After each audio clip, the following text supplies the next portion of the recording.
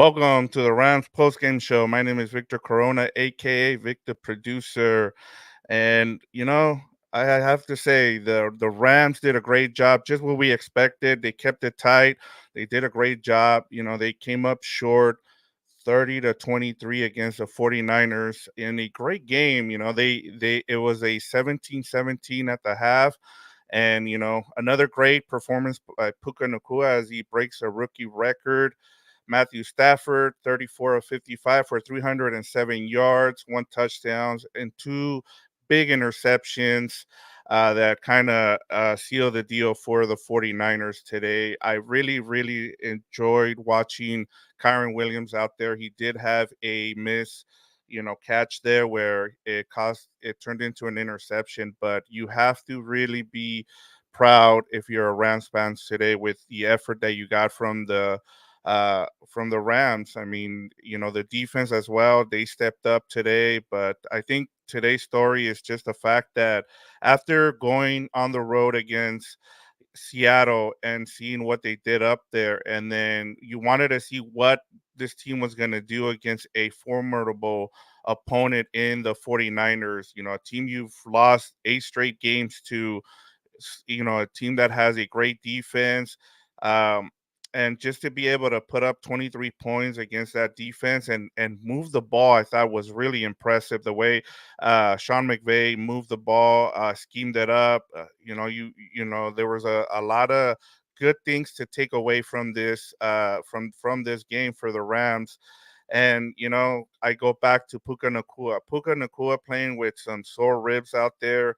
15 receptions for 147 yards, breaking records all over the place. I mean, just just going over these insane stats after the first 2 games. Puka has 35 targets and 25 receptions and 266 yards. I mean, that is an incredible thing to see from a rookie receiver. I mean, just I'm like going over all the history that he's made in the first 2 games. Puka's 15 catches are the most in a game in NFL history. No, 15 catches are the most in one game in NFL history. What he did today. Then you have his 25 receptions through 2 games are the most in a player in the player's first 2 games in the NFL. You know, I thought one of the big keys for the Rams today was I thought losing Joe Noboom at guard. And then the other thing was Kyle Shanahan going for it on fourth down late in the second quarter. I think if he doesn't go for it there and they kick the field goal, we're talking about a different game. But him going for it on that fourth down and getting on Purdy's sneak and scoring there, making the game 17-17 was huge for the 49ers. They gave him some momentum. I thought losing Joe Noteboom was huge to a shoulder injury. Um, and being replaced by Tremaine Akram, you can tell that Tremaine Akram struggled in the second half trying to pick up blitzes.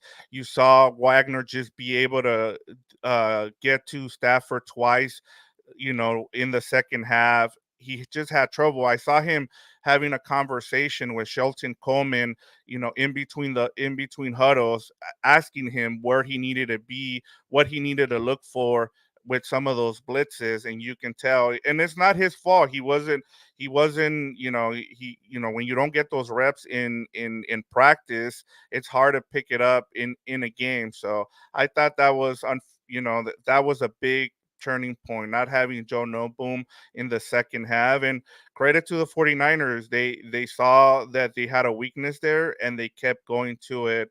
And so I thought that was a huge thing to be able to exploit. But yes, I'll get to this, Johnny G. Thank you for your comment. That was I thought Kendrick looked really bad, and I under the people who have been asking for Trey Tomlinson to be out there. this you're right. He needs to be out there because Kendrick looked really bad. He had some bad penalties. He had just terrible coverage, and then there was even on the first touchdown by Christian McCaffrey. He didn't even try to tackle McCaffrey as he was going into the end zone. He just stood there, and so. And then Van Jefferson, where has Van Jefferson been? I mean, just the effort isn't there. You have Puka and Tutu, two guys. Tutu. We had a lot of question marks, Gilbert and I, coming into the season. But after seeing him in camp, we wanted to see if that was the real deal. And after 2 games, those two guys have really done a great job of stepping up, Puka and Tutu Adwell. But we still haven't seen Van Jefferson. We're still waiting to see. And he cost them a couple of first downs today. Even last week dropping the pass, but at least he came back and redeemed himself. This week he was a no-show. You cannot have one catch for 9 yards. That is unacceptable when you're being relied upon, especially without Cooper Cup. That was huge. And I'll give credit to Ram fans. They've been asking for Trey Tomlinson. So was Gilbert. Gilbert was like, where is he? And I think Kendrick had the best PFF score last week for the Rams, but this week it was just unacceptable, especially with some of the plays he had against Debo Samuel. Um, yeah, like you need better effort from Kendrick there, and not to have that, I thought was a big difference as well for the Rams. I think defensively they stayed with the 49ers offense. I know that Purdy missed at least 3 or 4 deep shots, but he the 49ers offense allowed you to stay in this game by not hitting on some of those third downs, and you have to take advantage of it. And just sticking with the defense, I also wanted to. Byron Young looked really good. My one of my concerns with Byron Young uh, was whether he was gonna be able to stay up in the run game.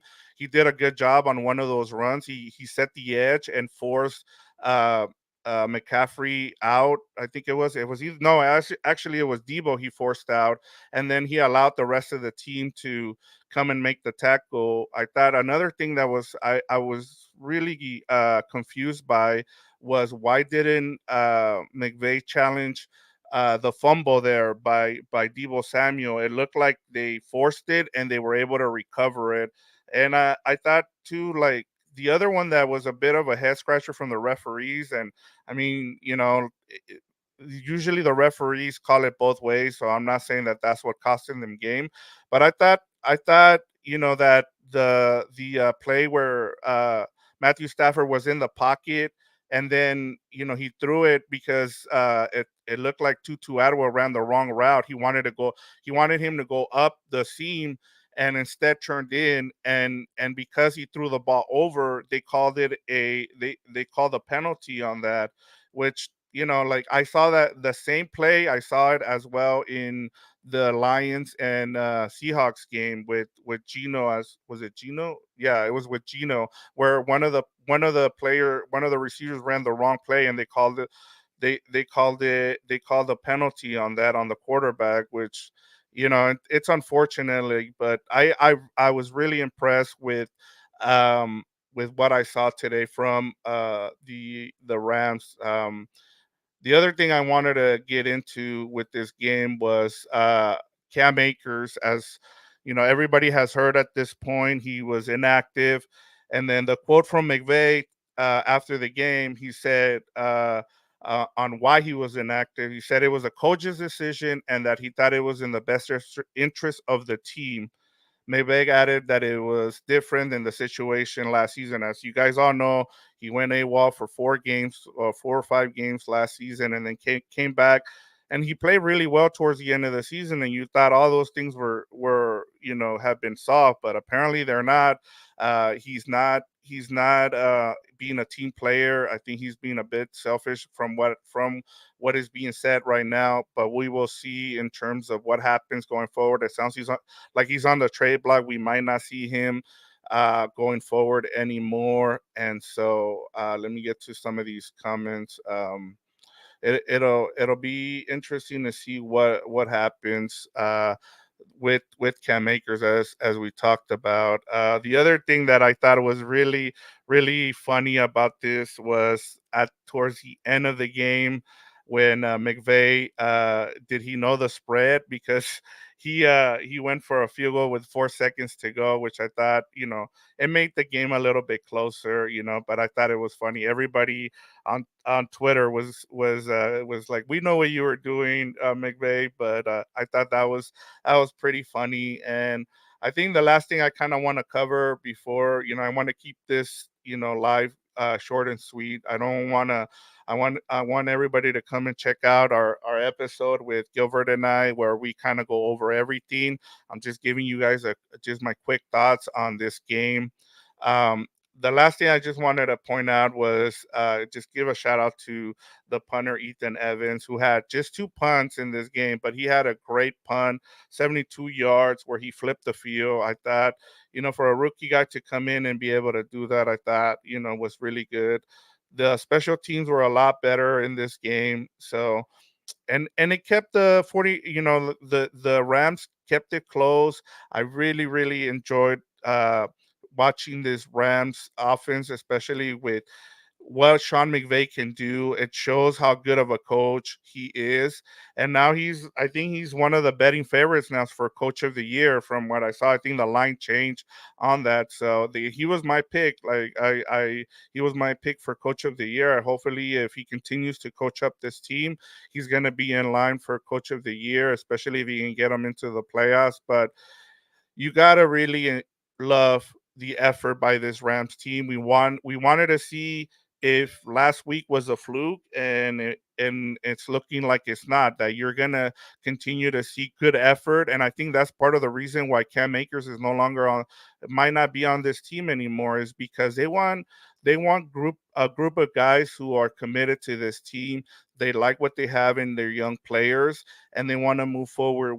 As we all know, going into the season, people thought they might tank. This might be a gap year, and it's not looking like that. They're here, um, Sean McVay has a team, a good coaching staff, and they want to coach those guys up. And that's part of the reason why he came up. He came back is because he really enjoys coaching, and I think this might be his best coaching job since 2017, 2018. If he continues on this trajectory, it's only 2 games. They got the Bengals next. I just saw that Joe Burrow might not play. He hurt his calf again versus the towards the end of the Ravens game. So we will see if he will be available for the Monday night game. So, things are looking up for this Rams team. You came in with no expectations.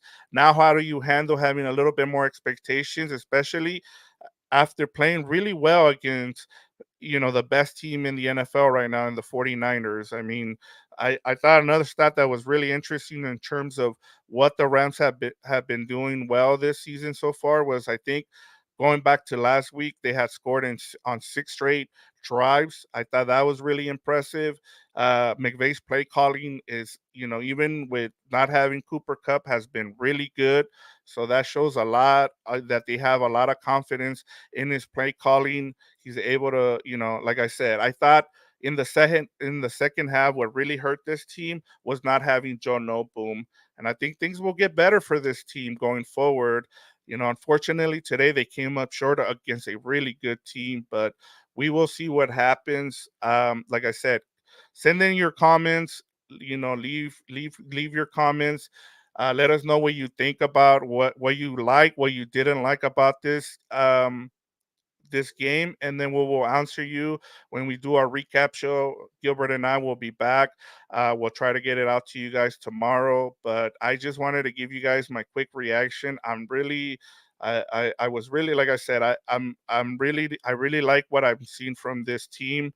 And you should be really happy. You came into this season as Ram fans without many expectations, and now you can at least, hey, we said if you can go two and two 3-2 to start these first 5 games. You should be in a really good spot to try to make the playoffs. And they're 1-1 right now. You take it 1 week at a time, and then you just try to figure things out. I mean, the team across town is 0-2, and they had a bunch of expectations. So take this for what it is. You're 1-1. You have a really good coach who can make good adjustments. Hopefully, Joe Nobleman's okay, and you can build off this loss, and perhaps go to Cincinnati and pull off an upset. So with that, that'll be it for me, guys. Let me know what you guys think. Leave a comment, and then we'll get back to you guys. Hope you guys have a good rest of your Sunday. And with that, this ends my post game show of the Rams and 49ers.